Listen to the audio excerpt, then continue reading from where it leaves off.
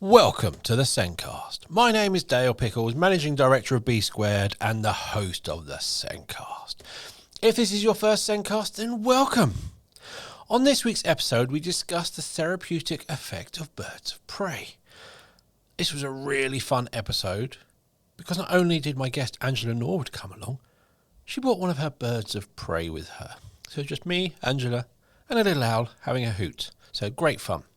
So, my guest this week was Angela Norwood, Managing Director of Berkshire Birds of Prey. And you might be thinking, what's the connection between Birds of Prey and SEND? Angela started Berkshire Birds of Prey in 2017, but before that she was a HLTA, specialising in autism and behaviour, basically supporting the kids that didn't fit in. The Sencast is created and produced by us here at B Squared, and everyone knows we help schools to show the small steps of progress that pupils with SEND make, and we do this for a wide range of abilities and ages. But we also have our Autism Progress Framework. This is based on certs and helps build a profile of how an individual's autism impacts them. And it looks at communication, social interaction, emotional regulation and flexibility of thought. Visit the B Square website or click on the meeting link in the show notes to book a meeting with me to take you through autism progress and our assessment software. Now, let's get on with that podcast. This week, I'm joined by Angela Norwood, Managing Director of Berkshire Birds of Prey. Angela started Berkshire Birds of Prey in 2017, but before this, she was a HLTA specialising in autism and behaviour, basically the kids that don't fit in. Angela uses the birds for mental well-being sessions with children and young people, helping to calm and regulate. Welcome to the show, Angela. Hi, thank you. And as you can probably hear, you've not come alone, have you? No, I haven't. I've brought a Tawny Owl with me. This is Pumba. And she is absolutely beautiful. Very soft and very cuddly and very inquisitive. Yes, she's also already tried to sit on the microphone. Yeah. So, birds of prey, calming, regulation. Where did you come up with the link? Well, basically, I was volunteering, whilst I was working in schools, I was volunteering myself with a gentleman in Berkshire with birds. And I myself suffer with bipolar. So I used to just sit there and almost go into a trance, just holding the birds, stroking them. The trust you build with the bird as you're stroking it and feeling the feathers, it's very calming. And after a while I was sort of donated a couple of birds that needed rehabilitating. These are birds that have been captive bred. That's a nice rouse, Pumba. A rouse is when they fluff up all their feathers or they put them all back into place, and she just did that. Just lovely sound that it makes. It means that she's feeling comfortable. Nice. So, and going back, basically, the birds started coming to school with me, and the children that I worked with, you could see a difference in how they reacted to the birds and their level of concentration after they'd sat with a bird for a little while, their ability to talk about things whilst they were holding the bird. So it sort of acts like a little bit, almost like a comforter, and they're able to talk about what's happening for them. And we started using them a little bit more in the school. And we realised that for certain children, not only did it help them regulate, but it also helped them to work out body language, especially if you were working with a neurodivergent child who doesn't understand body language or doesn't understand about not touching or own space, personal space, things like that. And they'd start working with a bird, and depending on which child it was, depends on which bird I took. We've got a barn owl that if you move too quickly, her body language, she fluffs up and she sort of can hiss at you. And we'd ask the question, oh, why do you think she's doing that? And then through the back door, as I call it, the children would learn that they'd relate that to what's going on for them with the children in their classroom. So the classroom scenarios, when that we had this particular child that really was very touchy and would get very close to other children, and the other children didn't like it. And he actually worked out, whilst he'd been with Bella, our barn owl, that the understanding and the body language of the bird, and he related that to the children in his class, and he was able to then sit that little bit further away from them, so he wasn't so close to them and things like that.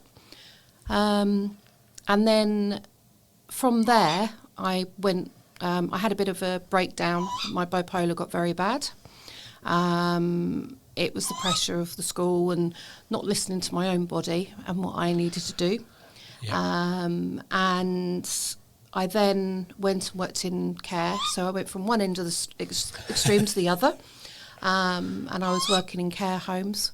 And again, we noticed, I'd take the birds with me sometimes, and the residents absolutely loved seeing the birds. And the birds enjoyed that interaction with the residents. I wouldn't do it if the birds didn't enjoy it.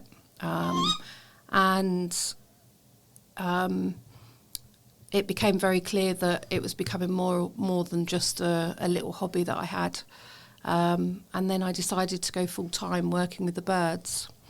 And we do so much with them. The birds really enjoy the interaction. They like having the time being held and looked at and stroked.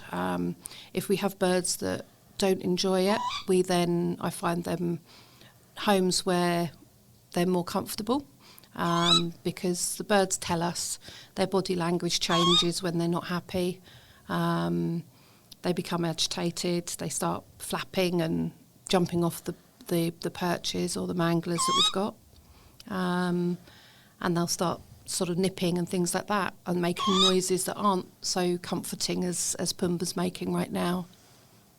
Lovely. I'm literally, you said earlier about being mesmerised. I am just sitting here listening to you talking, but very much listening, but just watching her. Yeah.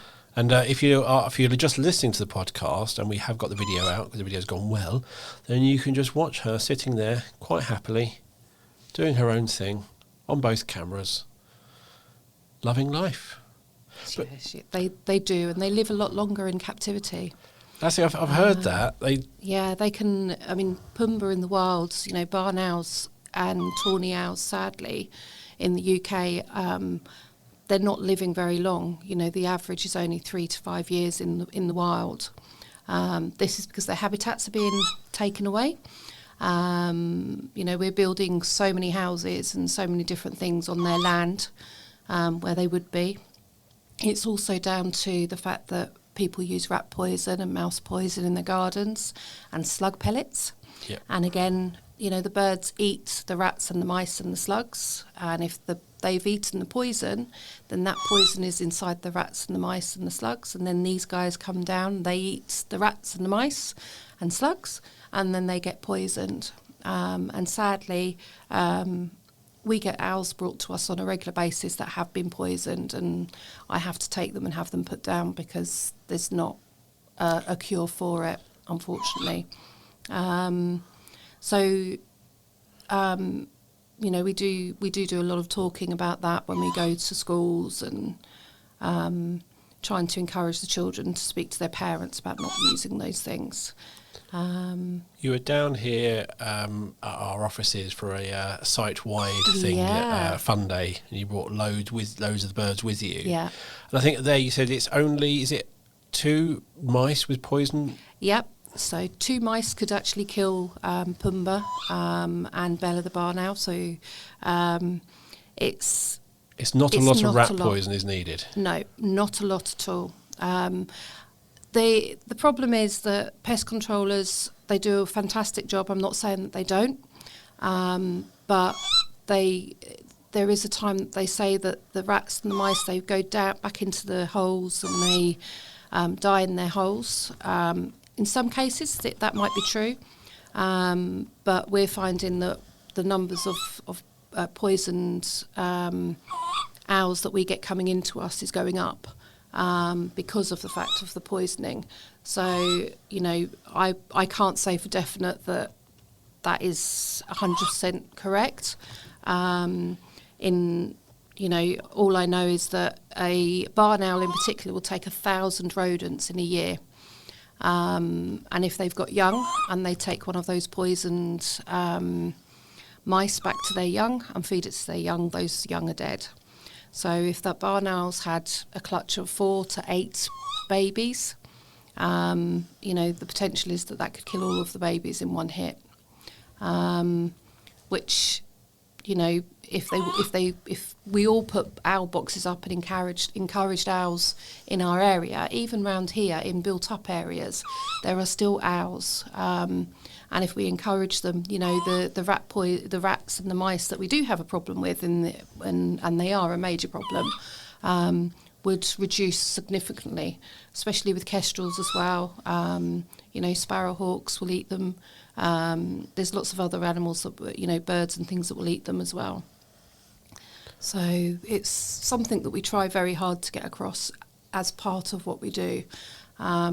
When we go into specialist schools, so we currently are in Littledown School in Slough, we go there. We work with young people there that can't access mainstream school for whatever reason. Some of them are traumatised. And we take the birds in, and you see the children calm. They sit with the birds. They love seeing the birds and holding them. We even fly them in the hall with them. And the atmosphere within the school with the staff, with the children, it's very, very calming all over. We also go to Arborvale School in Slough. We're there once a week, and we go into all the children there, including the children that are in PMLD, which is severely disabled children and some young adults, that their life expectancy isn't as good as everybody's. Yep. And we get reactions from them. So some of them are in wheelchairs and they're non-verbal, and we'll get giggles out of them. We'll get them others which are needing to stretch. We'll put the birds on the floor. So I've got a European eagle owl, which is about, I don't know how many feet, about 2 foot tall, wingspan of 5 foot. And I pop him on the floor, and the children actually reach over to stroke him. And there's been some that the physios have said that they've not been able to get them to reach over for anything. And we go in and they'll stretch right over to reach and stroke the birds. So it is very magical, and I feel very blessed to be able to do it. When we go to care homes, we work with a lot of dementia, and you get the glisten back in their eyes. Yeah. It just for a split second sometimes you'll get that. They go very dull and grey, and then you get that little glint that they have, and they come back, not for long. But we had a gentleman that we were at Bracknell Day Centre, and he hadn't spoken for 2 years, and he turned round, went home that evening, said to his wife, "Cup of tea, love." And she thought there was a burglar in the house. She absolutely petrified her. She had a really, really, really bad shock because she honestly didn't realise it was her husband that said it.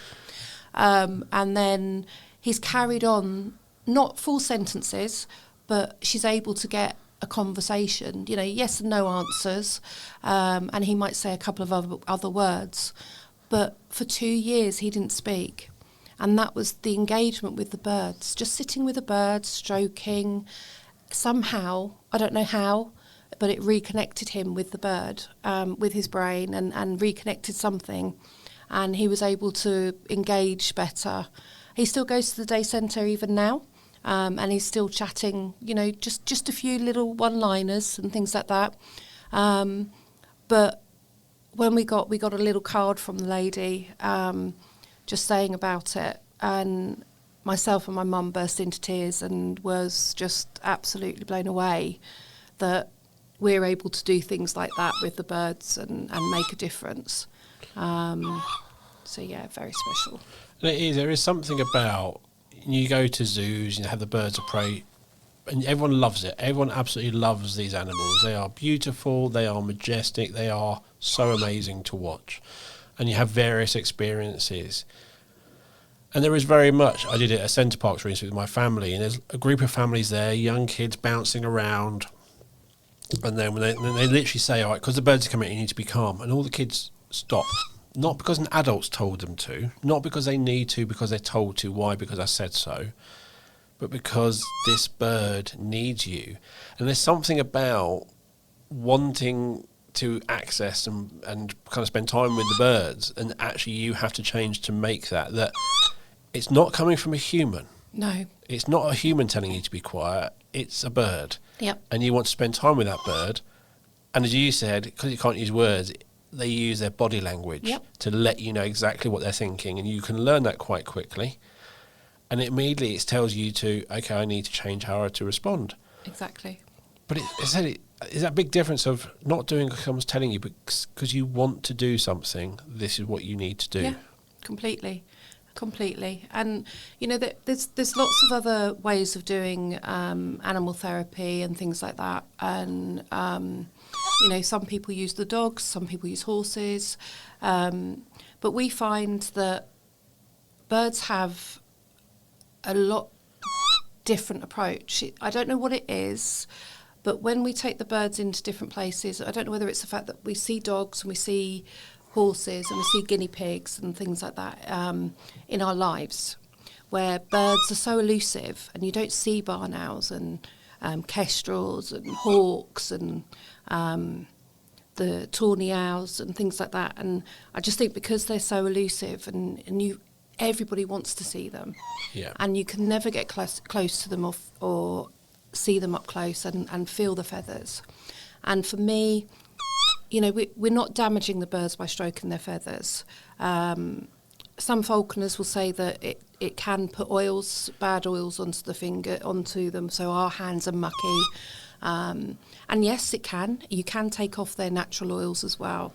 But my birds aren't hurt. They're not injured. They're not constantly pruning and cleaning themselves.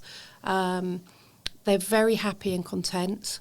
And yes, they don't look as immaculate as some of the birds that you would see at a falconry centre maybe. But some of that isn't down to the hands. It's because they've put new feathers in for them. So sometimes they'll break their tail feathers, and falconers will imp the feathers, which is, to me, I don't like it, because you take an old feather that they've lost. So birds will naturally throw feathers every year and grow new ones. And if their feathers are in good condition when they throw them, some falconers will keep them, so that if they lose a feather and they're going out and they're on display, they'll then glue the old feather that was good to the feather that's broken. And it's called imping. It's a bit more difficult than I'm explaining, but it's not just going with your Pritt stick and no, not quite. 5 minute there's craft. Needles and there's other bits that go into it, but it also means that you've got to generally tie the bird. So you cast on the bird. So you put a towel or a special piece of equipment on them, so they can't flap around while you're trying to do it. And for me, my birds aren't perfect, but we're not. No. And if you look at birds in the sky, they're not. And I think it's really important that when I'm working with some of the kids that we work with, and adults, that they realise that not everything is perfect, because I think we're all so hard on ourselves about being perfect.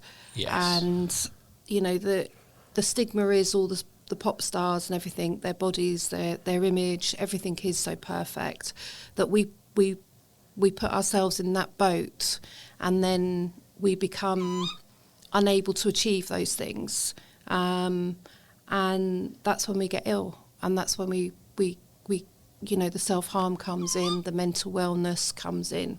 So again, when we go into schools and we say to them, well, they're not perfect, or they've got a little broken talon, or they've got broken tail feather, it's okay. They can still fly. They can still do all the things that the other birds can do. I mean, we have a small Indian Scops owl called Toodles, and she's actually disabled. And if she'd been with other falconers, they probably would have had her put down because of this. She's got a bent beak, and her feathers don't go very neat into each other. So she feels the cold. It's like having a hole in your jumper. Yeah. So she lives in the house with us, and she flies around and causes mayhem. She has her own aviary inside the house, and she eats, but it takes her a little bit longer. But she still eats. We can't take her out if it's really cold, because obviously she'll feel the cold too much. But she's fine. She's loving life. And again, when we go to schools and we're talking to some of the kids that we're talking to, and they're feeling insecure about how they look, or the fact that they can't do things quite as quickly as somebody else, we just say, well, okay, well, Toodles can't eat very quickly. It takes her a little bit longer, but she does everything that all the others do. If it takes you longer, it's okay. You just you just keep going. And we talk about that sort of stuff a lot. And again, you see that the children sort of ruffle their feathers. We've got a little owl called Luke Skywalker. Again, a UK bird. And he flies in the daytime because he's got yellow eyes. And when he's out, he's only very small, but they have been known to eat rats, and they'll eat other birds and things like that. And we go to schools and we're doing a drawing, and there'll be a picture of their family, and there'll be this tiny little dot on the page, and mum will be a giant, dad will be a giant, the brother, the sister, they're all giants, and there's this little tiny dot. Oh, who's that? Oh, it's me. It's like, well, why are you so small? Because I am. And then we talk to them about Luke and why Luke Skywalker is called Luke Skywalker from Star Wars, and how amazing Luke in Star Wars is, and how brave he is. And you can see them sitting there, and they're growing. They're becoming, they're realising that just because they're little, it doesn't mean that they can't do things. And by the end of our session, we ask them to draw another picture, and they are giants. They're bigger than their brothers and their sisters and their mum and their dad. And it's just, again, it's just really special to be able to sort of go in and help people to feel more confident. And the whole time, they're holding the birds, they're stroking the birds, they're looking at them, they're understanding them, sometimes even flying them, We get a lot of kids that are very, very scared at first when we go in and start working with them with the birds. And we'll be there. Some schools we're only there for half an hour to an hour. Some schools we're in there all day. But we'll always encourage the children to hold, to stroke, to feel the feathers. We start off, if they've got phobias, we'll just get a feather out. We've got lots of feathers that we take with us, and we'll put that over their hands, over their feet. Now Pumba's decided she wants to go to sleep. That's a nice bit of body language there. Yeah. That's how comfortable I am in this situation. Yeah. I'm just going to... Do you ever find yourself being... if you have a cat and it's on your lap and it falls asleep, you can't move, it's law. Absolutely. Same with owls? Yeah. So... she's quite good, actually. She's quite happy to sit upright. But my bar now, if I have her in, she'll actually lay across my legs and fall asleep on my legs. Face down? Face down. She'll just snuggle in and lie down. Our European eagle owl, by the end of a day when we've been working, he'll snuggle into you, and he'll really cuddle up. And when you try and move, he'll sort of look at you with this look of absolute disgust. And he'll be quite happy to sit on you for the duration, and he'll lean in. He actually leans in and he'll drop his wing, his back wing, so it comes round the back of you. So you are literally almost cuddled back. So yeah. Hey. Love it. But again, there's so many little things that you... With humans, especially in school, you've got two children who aren't really sure of themselves. Yeah. You're trying to deal with the relationships and all that, and you're trying to build these skills. Whereas in reality, you've got an owl who's like, I'm an owl. I know what I'm doing. Yep. I'm happy. I'll still be an owl. You come to you. Yep. And I'll let you know if I don't like it. Yep. And also, I'm not going to hold it against you. They don't. They don't. I mean, obviously, if a child came up or anybody, in fact, came up and started really poking them hard or grab hold of their wing or something like that, they would remember. But generally, you know, if you make a loud noise or you come in and you're really bubbly, they'll look at you and they'll make it known that they're not happy with the quick movement that you're making, things like that, because their eyesight up close isn't very good. They see really well long distance, but up close they can't see very well at all because they have got tubular eyes, like binoculars basically. So they see things long distance amazing, but anything up close it's quite blurry. And so when people come in and they're moving their arms around or they're jumping around or they're loud voiced or very excited, the birds sort of will either go very long and thin and sort of give them the look, or they might even click the beak, possibly hiss, and people pick up very quickly, oh, that's not how I expect you to look. They always expect them to look fat and fluffy. So like she does right now. Hey. So as soon as, again, it's that instant, really clear body language. Completely. And again, not you did this. And that's No. very much, is the owl's just doing, okay, I'm not liking this, I'm letting you know Yeah. I don't like this, but I'm not telling you to do anything, I'm not telling you a single thing. Nope. But in reality, if you want to kind of be friends, you've got to kind of listen to me. Yeah, exactly. And it is just that in itself. And it's very hard to explain what happens, or why it happens, and why the birds have the reaction, not the birds, but people have that reaction to the birds. You know, I'll say, oh, come in nice and quietly, you know, and you'll get some that will, and some will be a bit more bouncy. And the birds pick up on that and they'll watch them. And all the other children have come in, or whoever the adults have come in, and the birds are just literally fixated on the one or two children that are making lots of movements. And you sort of go up to the ones that have said, you know, been a little bit more boisterous, and you sort of go, why do you think the bird's watching you? What do you think's, is there something wrong? Or do you think everything's okay? And they sort of look, and it's like they get this light bulb moment, and they go, oh, okay, I shouldn't be doing that. And they sit, and then, oh, what are you doing now? What's different? And then they tell me why they're sitting the way they're sitting. They don't notice their peers. They don't notice what's going on with their peers, but they do notice what's going on with the birds. Sometimes they'll even question it. They'll actually put their hand up and ask before I get a chance to go and ask them. And that's quite cool when that happens.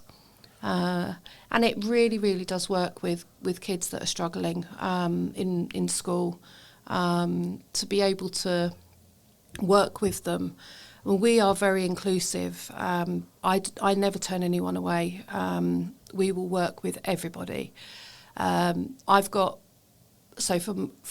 I've had so much experience of working in specialist schools and working with kids with anxiety, depression, you name it. Well, I've worked with them, blind, stroke victims.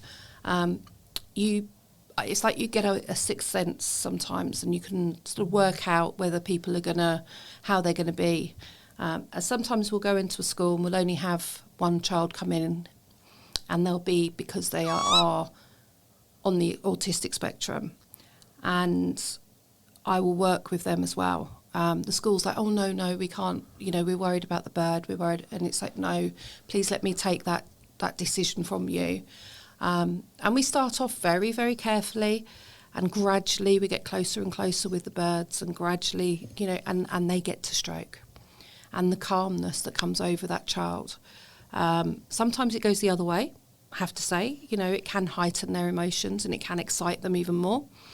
But generally, if that happens, they show us that the child will, you can see the triggers are coming. Yeah. And then I'm able to move the bird away, or the child moves away themselves, which is really special when you see a child actually that has autism. is able to actually take that step and go and move and sort of say, yeah, I've had enough now, and move away. So, yeah, it's... I can imagine for some of these children, when they're bouncing around, they're being a bit noisy. Because there's a reason, they're not just doing it, you know what, today I'm going to be noisy. There's a reason. Yep, absolutely. Yep, they need the movement break. They need that. Absolutely. And then when they're told off by someone, and they hear the voice. Yep. And it makes them, it's that shame, it makes them feel rubbish. Yeah. Because from their point of view, they need to do it, but apparently I can't be me. Yep. But when an owl's just responding and you're just going, yeah, I don't like you doing that near me. It's like, okay, I'll stop. Yep. For a reason, not because... Why? Because I said so. Because the rules, you need to be quiet. What's the reason I need to be quiet between lessons? It's my movement. It's my movement break. Yep. Whereas actually just going, okay, if I want to be near the owl, I've got to be calm. I've Yep. got to be predictable, and I'll do that.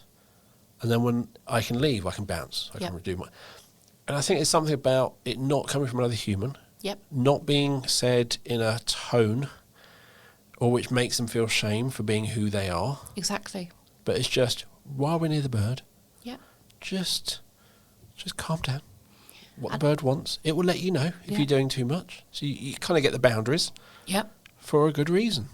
And the great thing is that we'll get them breathing, so we'll get them to stroke the bird. So we'll go from sort of just under the beak, and we'll get them to stroke down the feathers, down to the feet. And we'll get them breathing. So we'll be saying to them, breathe out. And as they're going down the feathers, they're breathing out.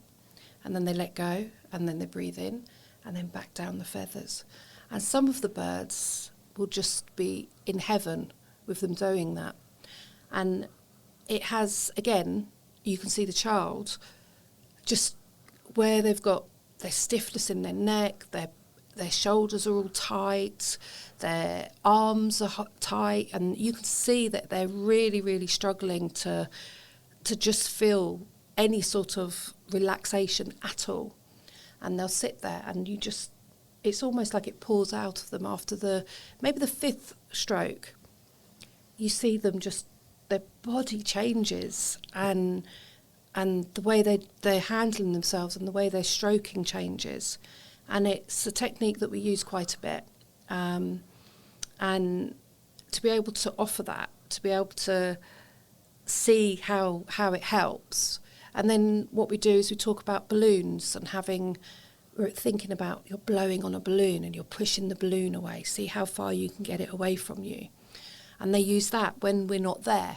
So we start with the birds and then we gradually teach them techniques that they can use without us being there. And then the next time we go in, we do a bit more with them. And it works because they're thinking about stroking the bird, they're thinking about the balloon, and yeah, I can't explain. It's so difficult to explain what happens. It's magical. It's something about, and I've done like Centre Park's Bird of Prey experience and things like that, and it is everyone just changes. You get there and you sit around for 10 minutes, you go, right, we're going to get the birds out, and it's like everyone just goes. And it's almost like, in my head, like, you don't exist, the bird exists. Completely. And you're not focusing on what you're doing, how much your leg hurts, or should I be doing this, or have I got a bill to pay, or am I going to spend too much because I'm at Centre Parks? Definitely in Centre Parks. But worth going. Very much worth going. But it was just, all I cared about was the owl. Yeah. And not in a horrible way. We literally go, when's my turn, when am I going to get to hold it? And it is, you just sit there with this owl on your hand, you've got the glove, and you're just sitting there looking at this owl going, this is so cool. Yeah. This is amazing. I think it is because you don't see them. Although they are, like the tawny and the barn owl, they are native to the UK, you never see them. Very rarely will you see them. You will hear the tawny. The tawny is the typical twoo, and it's two different owls. So you'll have one which will make the like perfect Pumba here, and then you'll get the twoo that comes back, and that's basically two talking to each other. It's either to do with if it gets very, very loud, it's sort of, this is my territory, stay out. And they also talk to each other when they want, the time of year for mating. So, we have a male that comes and visits us and sits on top of Pumba's aviary quite frequently. and they talk to each other. So she's quite loud when she needs to be. So look at her, she's almost asleep again. And I think the barn owls are the lower pitched, is that right? Barn owls have, so they have a screech. It's more like a sound of you putting deodorant on. It's that hissing sort of sound. And they screech. If they get scared, they'll make a sound very similar to a child that's hurt themselves quite badly, like a toddler, and they really scream. Okay. It's a real screechy noise. They were known as the ghosts, so everyone knows them as the ghost owl or a screech owl. And that's because back in Victorian times, when we used to go to our graveyards and visit our loved ones, quite often the graveyard would be where the rats and the mice were, so you'd have barn owls. And barn owls would quite often be behind the graves, and in smoggy Victorian time, when there was a lot of smog and fog, the barn owls would come out from behind the grave, make that terrible screeching noise, and fly over the top of people because they'd got scared. And so that's where the haunting of the graveyards has come from, because of that sort of thing. So we live on the edge of some forest, and we hear a lower pitched. How's that? So that would be excuse my still owl the tawny. impression. No, that's fine, better than mine. That would still be the tawny owl. So the tawny owl will make that noise. There is a little owl as well, and the little owls hunt during the daytime, and they're the ones which make the almost like a whoop whoop sound, and they're quite cool. But they hunt daytime, and they look very similar to a thrush flying around, so they're quite erratic when they fly. You'll find them mainly in the edge of the fields on a post, and they'll be popping down onto the floor to pick up small insects and bugs and things like that. But they have been known to eat mice and even rats and other birds as well. It's a hard life being an owl, isn't it? Well, it can be. They're okay if they're kept in captivity. I mean, she hopefully will live till she is about 15 to 20 years old. And that thing earlier, you said earlier about that barn owl's like 3 to 5. Yeah. And it is, and I think part of it is their ability to hunt deteriorates. Yes. But also that ability to, as you said, you talk about habitat is somewhere safe to be, so they're not hunted themselves. Yeah, exactly. It's also to do with climate change. So if a barn owl or these owls get wet, I mean, a barn owl only weighs about 250 to 300 grams in weight. And they can fly in the rain, but not greatly, because they can get waterlogged. And because they've got so many feathers, they get very waterlogged, and it's like a sponge. You pick a sponge up, and it's fine if it's not wet. As soon as it's in the water, it's really heavy. The same with the owls. They get very heavy. They end up falling to the floor, and that's when they get killed by dogs and other things.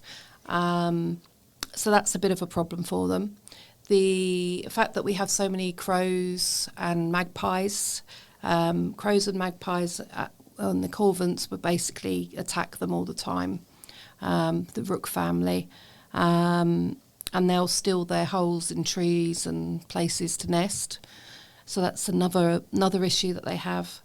But if we can get lots of owl boxes put up around the place, if you go on the British Owl Society website, they actually have DIY owl boxes, and if people put them up, they'll tell them how to make them, where to fit them, how high. You never know, you could end up with a tawny owl or a barn owl, little owl, even a kestrel nesting in them.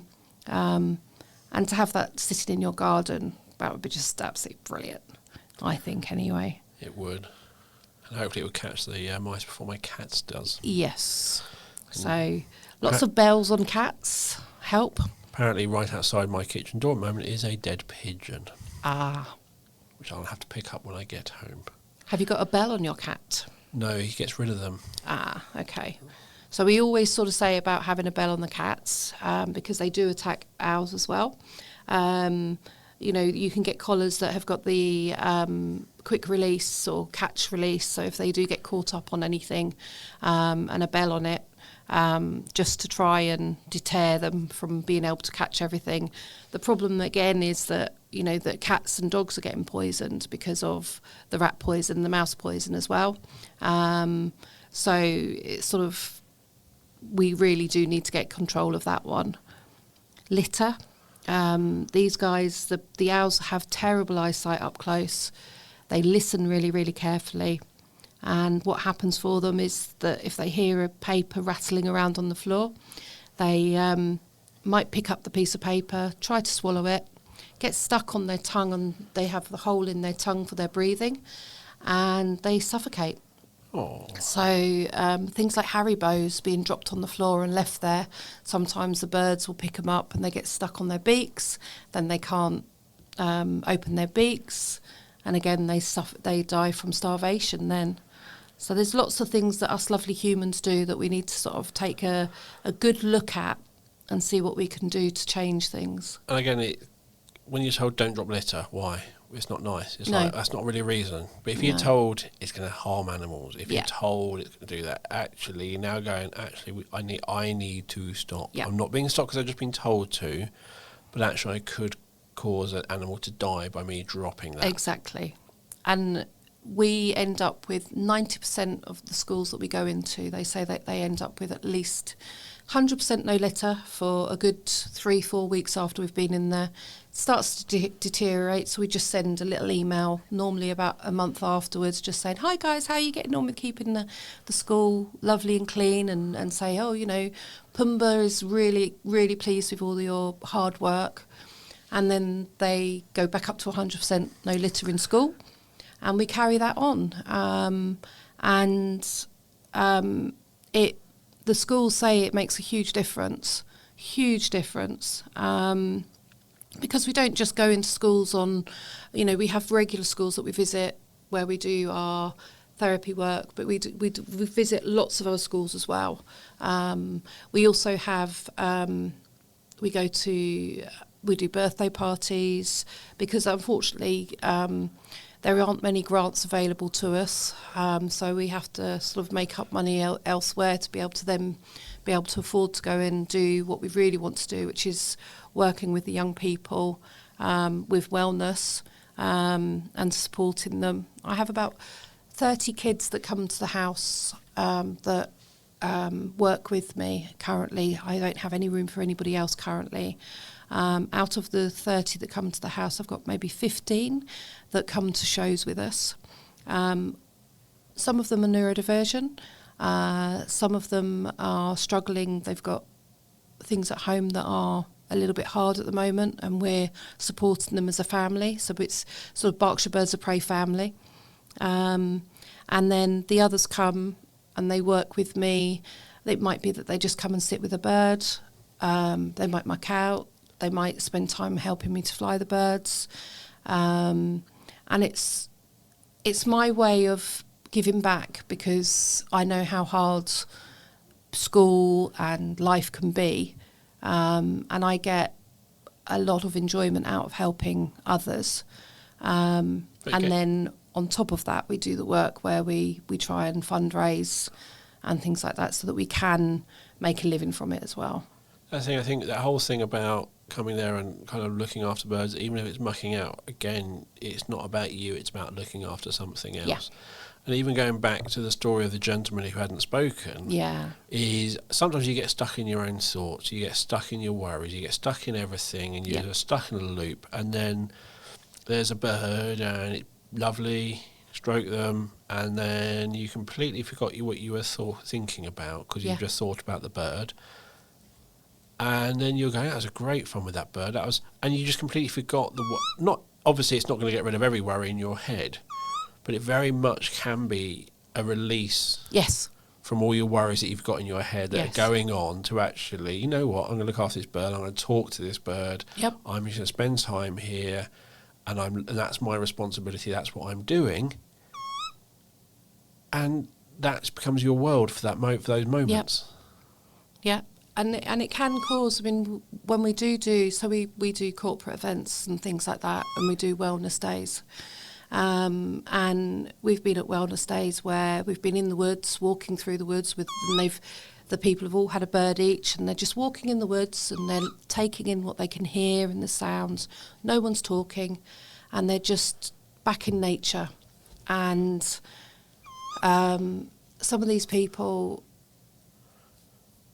we sort of do a talk as we start, saying, look, you know, it's okay, whatever happens. You know, some people find it very emotional and will cry.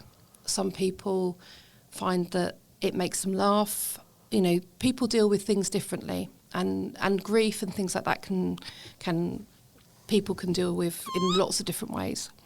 And we find that when we do that, you know, I've had 15 people going out into the woods, and then we'll find somewhere and we'll sit on logs, different areas, and they just sit with a bird, and I'll go and check on them every so often. And we've had people that have been high-end surgeons, heart surgeons, that have poo-pooed the whole thing, you know, oh, this isn't going to happen, this is just ridiculous, who have burst into tears, and I've gone and left them for 15, 20 minutes sitting with a bird, and had to go back and sort of say, look, I'll give you another 10 minutes and then we'll have to start walking back or whatever. And actually apologise to the rest of the people that was there, because they had poo-pooed it and made it very clear that they thought it wasn't going to do anything. And again, it's just that connection with the bird, with nature, stroking the bird, having that trust with the bird, allowing your brain to just release all those things that you're putting in boxes and not dealing with because you just don't have time, and you don't want to.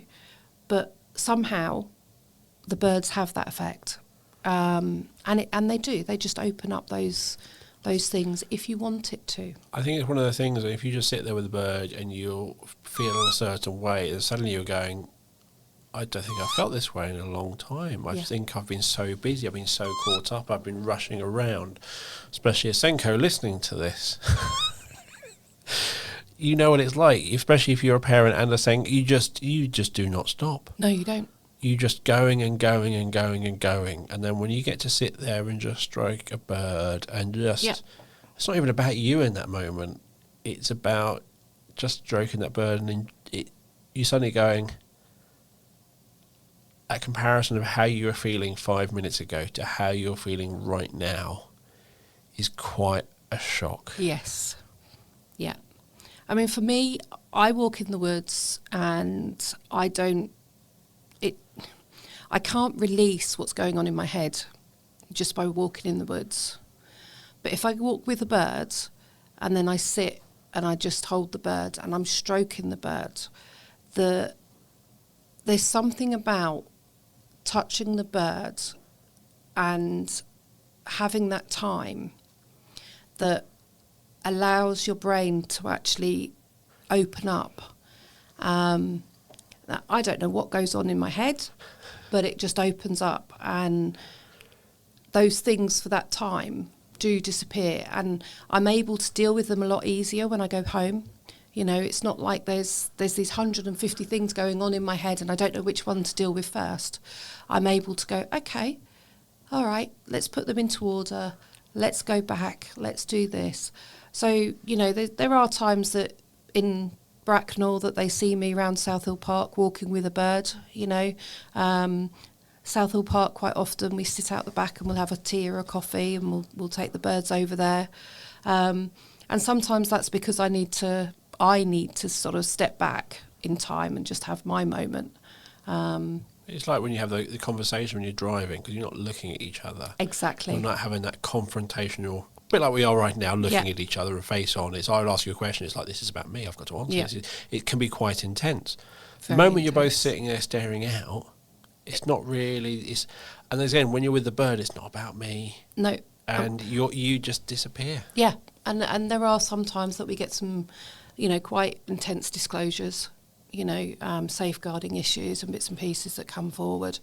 And within the schools, I mean, we actually go to Brackenhow mainstream school, and we work there. We got a grant from Bracknell Town Council, and we've been able to use that to go into that school, and we've been going in there sort of every other week and working with the different groups, but sometimes the same children.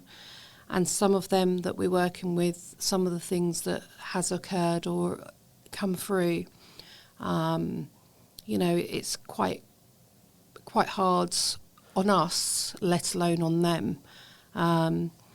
But again, it's that release that they're able to have, and they get it from the birds, and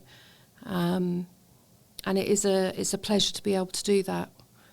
So there's nothing boring about my job. No, absolutely not. And Pumba is very relaxed. You sit here and you're sort of, you can't help yourself just go into like a lull, can you? And I'm sitting here just going, I'm not talking much, but I don't care. Yeah. And you're talking, it's great fun, but I've got something amazing to watch, which is a real privilege. And again, this is how I'm feeling right now, and I'll walk out this room, my phone's been buzzing as we've been in here, I've got a load of emails, I've got a load of other stuff to do after this, and it'll kind of hit me as I walk out, I've got all this to get on with, and it's like, okay, that was a really nice feeling, that was a nice 50 odd minutes we spent recording. And it starts setting a bar of this is how I want to feel. Yeah. And again, with the children, this was a great feeling. I don't feel like that at home. Why not? Yeah. Or maybe not yours. They start sharing, and they will disclose, because actually this is how I want to feel. This is how I want to be. Yeah. I'm happy. It is very, very special, and we'd like to do more. We'd like to do a lot more. Our dream for the Berkshire Birds of Prey CIC is to have some land, preferably with some trees if possible, where we could do some pond dipping, we can do some forest schools, where we can use the birds and fly them as well. But we want it to be enclosed and safe so that we can invite people rather than it being open to the public, so that, we can do a lot more work on site. But financially, at the moment, we're not in a position to do that. We don't have any funds to sort of be able to offer that. And we're also struggling with grants. I've got severe dyslexia, so my reading and writing ability is very, very small. My sister is trying to help as much as she can. She's a school teacher by trade. And some of this, because it's a CIC, you might have 16 or 17 pages before you get to the point where they go, if you're a CIC, you can't apply, or the areas that you can apply for. So it can be very time consuming to apply for grants and things. And so if anyone out there wants to give us a helping hand, we'd appreciate it. And if there's any land anywhere, we'd definitely appreciate that one as well. Preferably not too far away from Bracknell, and that's half the problem. It's so expensive. But we're desperately, we would love to be able to offer that and be able to help more children, because they reckon 1 in 3 now in primary and secondary actually, are struggling with some sort of mental well-being. Not necessarily mental health, but their mental well-being. And if that is the case, by the time they get to secondary school and they haven't had the support with their mental well-being, it will be, it could be then become a mental health issue. And that we don't want. No. We need to get on top of the health of our children and young people massively, because if we don't, we're going to be a very unhappy society growing forward. Definitely. And with that, I'm going to wrap it up. So thank you for coming on the show today. As always, I've got some links so you can find out more about Berkshire Birds of Prey and follow them on social media. And hopefully help them. And as always, you'll find the show notes wherever you listen to the podcast or on our website. So thank you for listening to our show. If you haven't followed us on social media already, you will follow us on Twitter, Facebook, Instagram, TikTok, and Blue Sky. Lots of different ones. Generally, just search for Sendcast and you'll find us. The Sendcast is created and produced by us here at B Squared, and we help to show the small steps of progress pupils with SEND make. But do you know about Autism Progress? This is our framework for helping to profile pupils' autism and how it impacts them. Because if you met one autistic person, you've met one autistic person.